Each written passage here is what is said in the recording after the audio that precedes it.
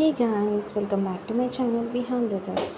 ఈరోజు అయాన్ష్కి లంచ్ ఏంటంటే రైస్ అండ్ స్పినచ్ క్యారెట్తో అయితే మిక్స్ చేసి పెడుతున్నాను. సో అది మీకు నచ్చితే డెఫినెట్లీ మీ పిల్లలకి అయితే సర్వ్ చేయండి. బికాజ్ స్పినచ్ అనేది చాలా మంచిది కాబట్టి సో నేను ఇలా అయితే చేశాను.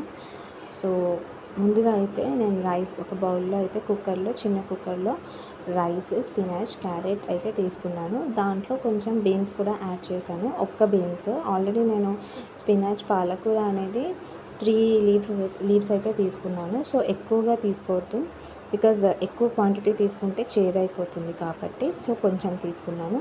సో అందులో 1 కప్ ఆఫ్ పప్పు వేసాను, కందిపప్పు వేసాను. సో అవన్నీ కూడా ఫ్రెష్గా వాష్ చేసుకోవాలి.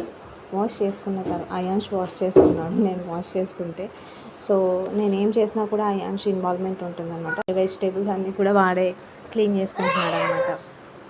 సో ఇలా అయితే ఫ్రెష్గా వాష్ చేసుకొని మళ్ళీ అందులో 1/2 కప్ ఆఫ్ వాటర్ వేసి అందులో పసుపు, కారం, ఉప్పు వేయాలనుకుంటే అందులో 2 కర్రీ లీవ్స్ కూడా యాడ్ చేసుకోవచ్చు. నేను కర్రీ లీవ్స్ యాడ్ చేయలేదు. వేయాలనుకుంటే కర్రీ లీవ్స్ యాడ్ చేసుకోవచ్చు. అండ్ తగినంత సాల్ట్ కూడా వేసుకోవాలి. సో సాల్ట్ వేసుకున్న తర్వాత మొత్తం కూడా మిక్స్ చేసి అయాన్ష్ మిక్స్ చేస్తున్నారు. ఏది కూడా నన్ను ప్రాపర్గా చేయనీయడు అనమాట. సో వాడి ఇన్వాల్వ్మెంట్ ఉంటుంది. సో ఇలా అయితే మిక్స్ చేసుకోవాలి, అయాన్ష్ మిక్స్ చేస్తున్నట్టు. సో ఇలా కుక్కర్ లిడ్ పెట్టేసి 2-3 విజిల్స్ తర్వాత తీసేయండి. మిక్సీ ఎందుకు పట్టానంటే అందులో క్యారెట్, బీన్స్ ఉంది కదా, డైరెక్ట్గా తినొద్దు పిల్లలు. సో గొంతులో స్టక్ అవుతుంది కాబట్టి నేను ఇలా మిక్సీ చేసి అందులో ఇంట్లో చేసిన గీ అయితే వేసాను. మా మమ్మీ చేసి ఇచ్చిందనమాట గీ. సో అందుకే చాలా రవ్వగా ఉంది.